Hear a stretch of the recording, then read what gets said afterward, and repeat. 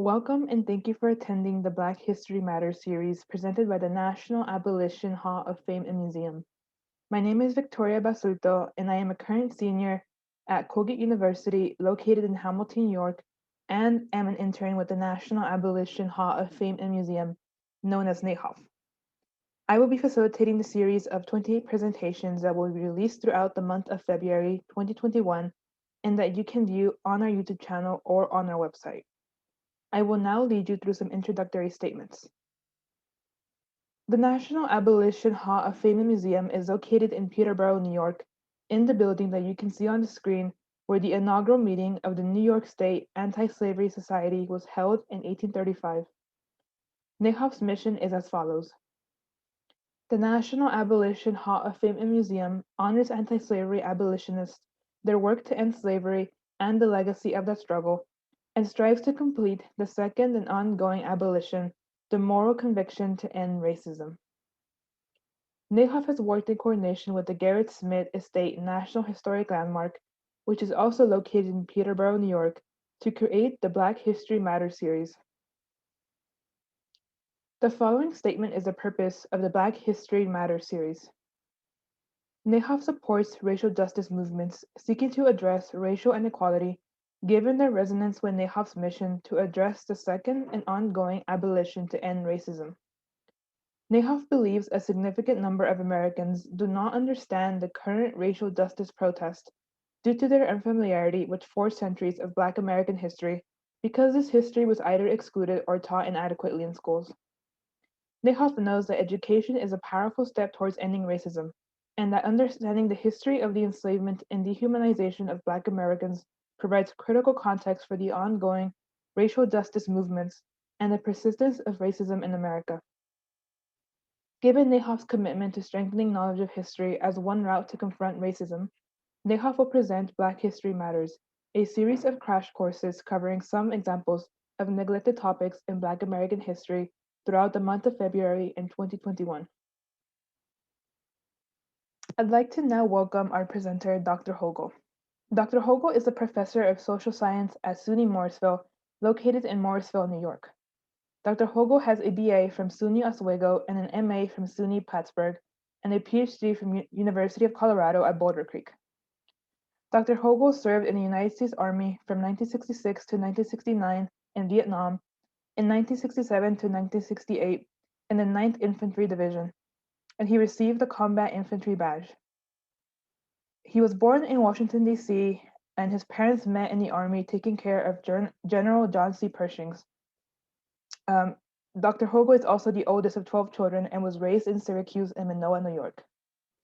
I'd like to now welcome Dr. Hogle to begin his presentation on the 13th Amendment, that being, quote, neither slavery nor involuntary servitude, except as a punishment for crime whereof the party shall have been duly convicted, shall exist within the United States or any place subject to their jurisdiction, end quote.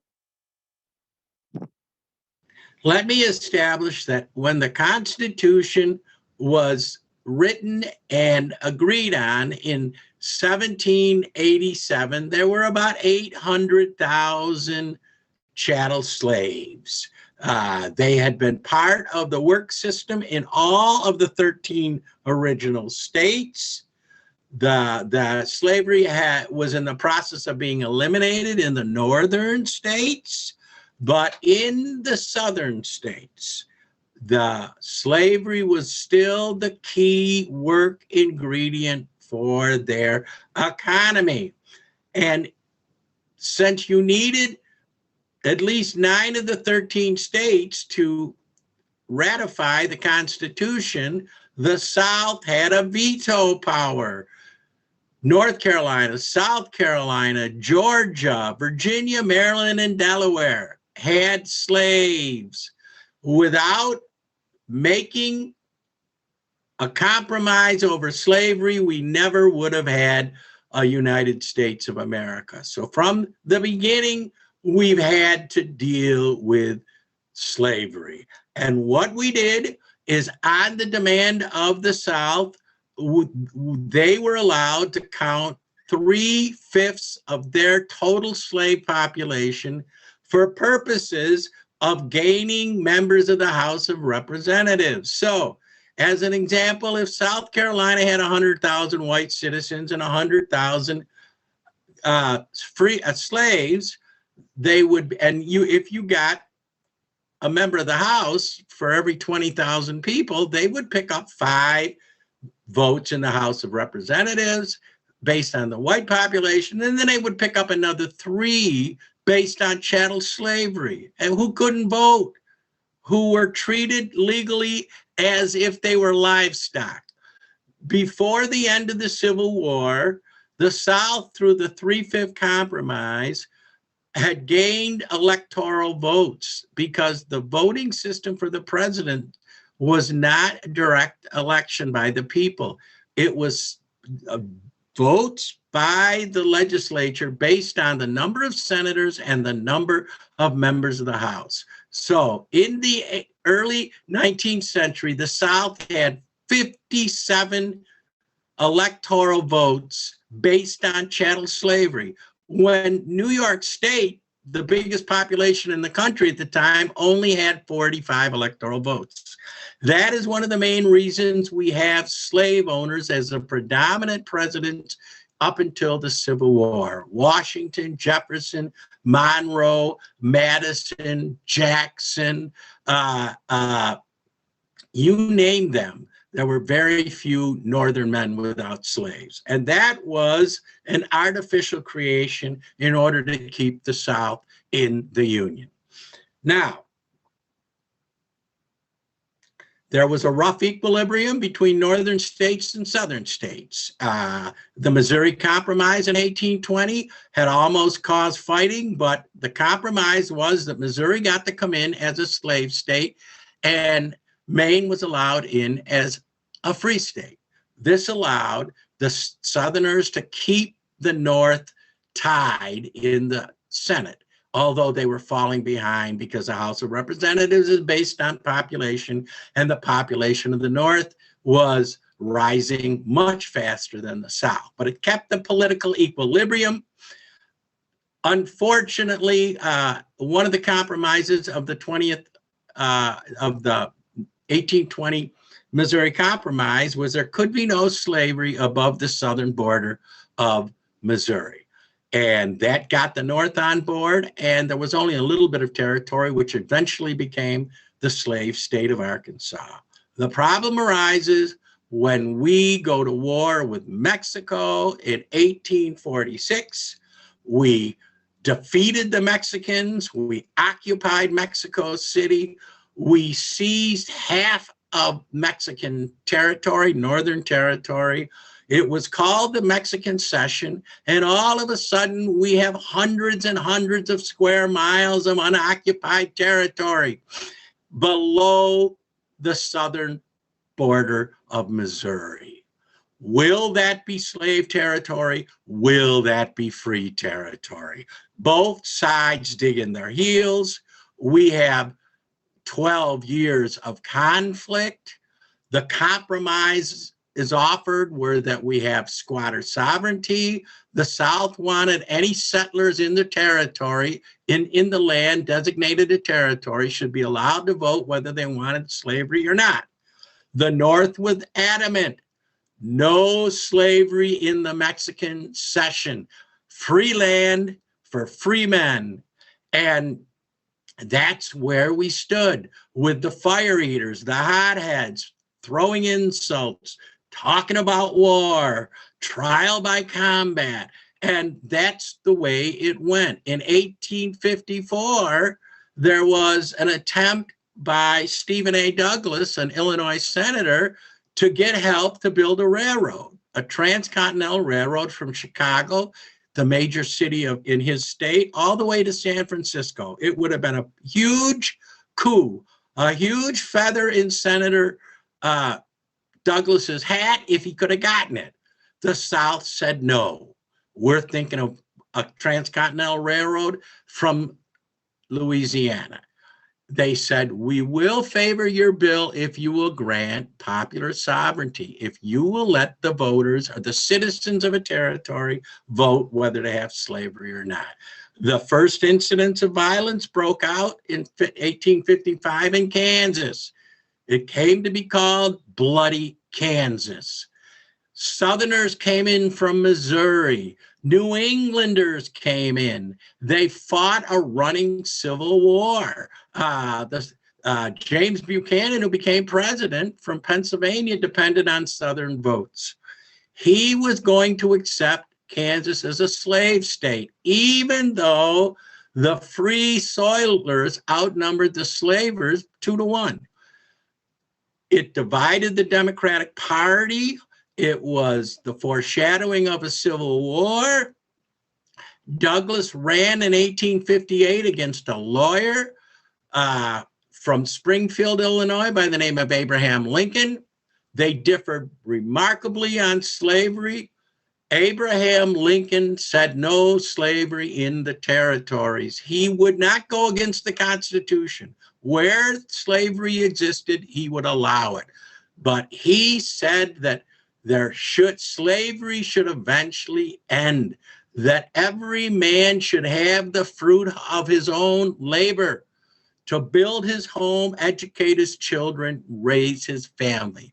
Now, Douglas won the senatorial election. It wasn't based on popular vote. It was based on who won the most elections at the state level in the local elections. The Democrats had more in their assembly and Senate, so Douglas won. But we've got the printing press, we've got the telegraph, and we've got newspapers.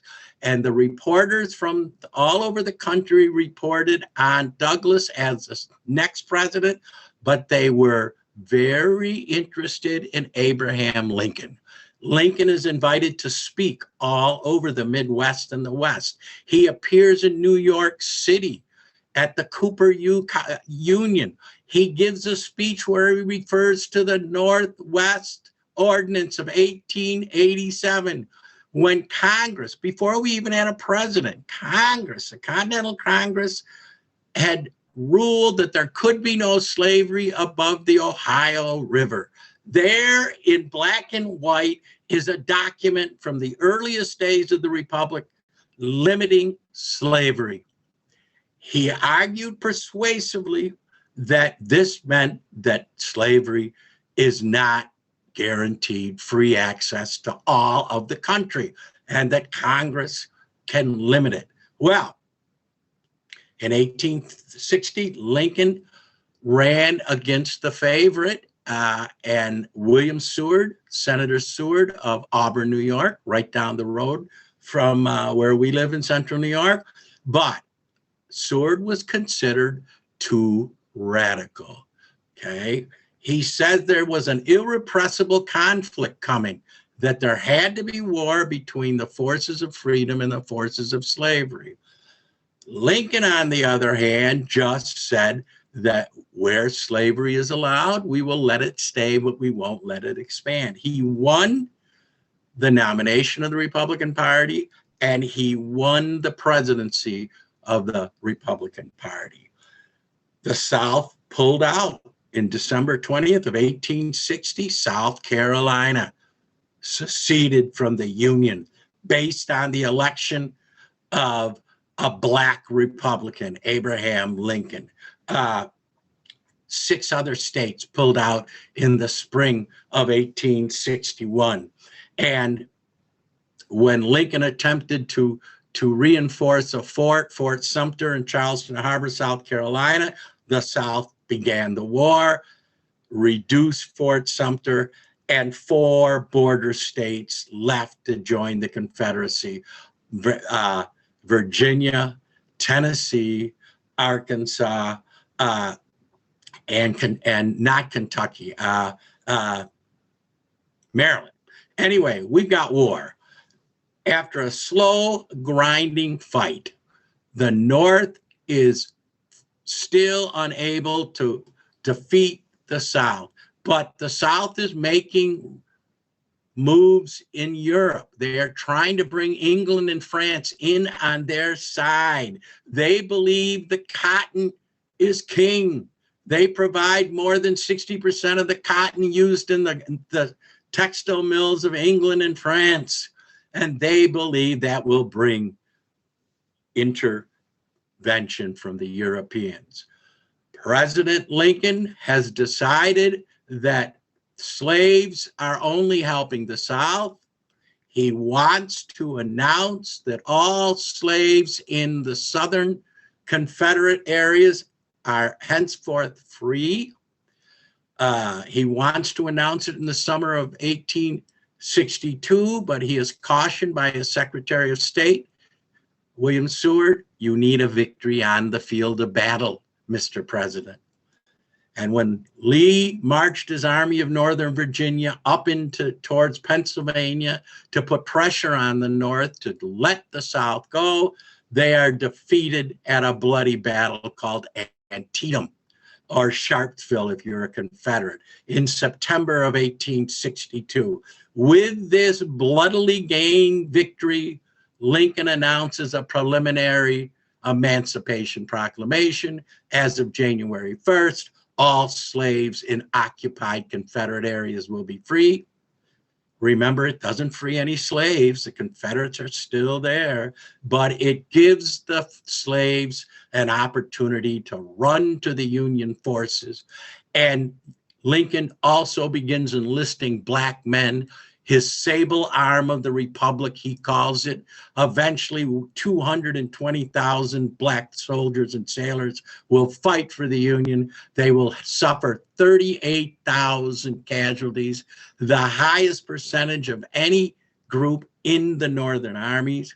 And Lincoln and the Republicans decide that they owe blacks, they owe the country an answer, a solution.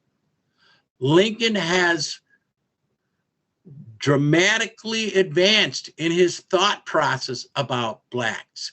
He, at first, and even up to 1863, was considering sending free blacks to Haiti, to South America, to Africa. He didn't think blacks could live with whites in the United States.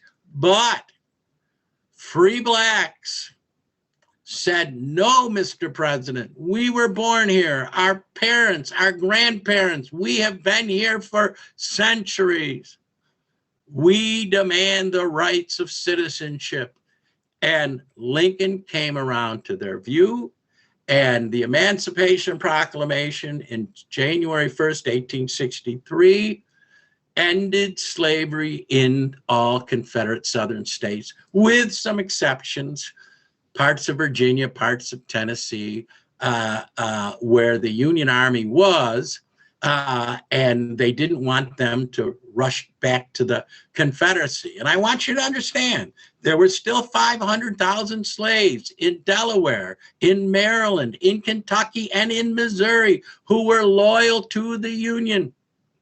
Lincoln called it a war measure. He knew there would have to be a permanent settlement because a war measure wouldn't hold up when he was gone and the war was over. Now, eventually the Union is successful. They defeat the forces of the Confederacy. Robert E. Lee surrenders his Army of Northern Virginia at Appomattox Courthouse on April 9th. The war is over. The Union is saved. Lincoln has been considering letting educated blacks vote. He thinks eventually all blacks should be allowed to vote. He's already come into conflict with a radical arm of the Republican Party led by William Graham Sumner in the Senate, Thaddeus Stevens, John Bingham in the House. They want the South to be humiliated. They said that Lincoln thought that the South was only in an unnatural relation to the country run by outlaws, i.e. the Confederate States. The radicals said no. They said they had left the country. They are conquered subjects of the United States, and we will do with them what we want. Well, Lincoln is assassinated, shot on April 14th. He dies across the street from Ford's Theater on April 15th. We have a Tennessean former Democrat, President Johnson, Andrew Johnson, who it was a basic racist. There is no way he wants to see blacks voting or going to school or anything else. He tries to have a very soft reconstruction of the Union. He calls for elections, and the elections bring back Confederate states with the Confederate leadership at their head. Generals were being elected governors, senators, congressmen, colonels. The vice president of the Confederate States of America is elected a senator from Georgia. They are giving a collective up yours to the northern states. And Johnson is fine with this. This leads to a clash with the radical Republicans, and they gain a 2/3 majority in the 1866 elections. They pass a Reconstruction Act, which breaks the South into 5 districts run by a military major general. And they pass a Civil Rights Act allowing the rights of citizenship, the privileges and immunities of citizenship to black freedmen. President Johnson vetoes it, but the radical Republicans override the veto. They also, and by the way, let me just go back a bit. The 13th Amendment to the Constitution was approved on January 31st, 1865. No longer did the blacks have to depend on a war act of a dead president, but they got 2/3 of the House and Senate to accept the amendment and 3/4 of the state. Bear in mind, all Southern Confederate states that succeeded had to ratify the 13th Amendment in order to be brought back into the Union. Wasn't exactly a fair vote, but it's quite certainly the only way the 13th Amendment would be passed, and slavery is made forever illegal in the United States. Now, let me just say this, citizenship usually was based on your state. States' rights with a very strong position held by most Americans, North and South. An amendment went to the national government, and the national government would be in charge of imposing its rules and maintaining the freedom of blacks. But still, there are fights, okay? By 1866, we've got night riders. We've got the Ku Klux Klan. They call themselves Redeemers. Their drive is to stop the Yankees, to get white rule back. They are avowedly racist. I'd like to thank Dr. Hogle for that educational presentation. If you're interested in learning more about this topic, Dr. Hogle has provided a reference list of sources with websites that you can explore to learn more. This reference list will be linked beneath the video in the video description. I will also invite you to fill out a quick survey linked in the video description, which will take you no more than 5 minutes to fill out and will help us gather valuable information that will help us in the formation of future presentations like this one. Should you have any questions regarding the presentation itself, Dr. Hogle has made his email available so that you may contact him with any questions or comments you may have. Additionally, please do contact NAHOF with any questions or if you're interested in learning more about the organization and its work. NAHOF's contact information is available on the screen. Once again, I'd like to thank Dr. Hogle for providing a program for the Black History Matters series. I would also like to thank you, the audience, for joining us on this educational journey. Please remember that we will be releasing a new presentation each day this February. We hope to see you at our next presentation. Thank you.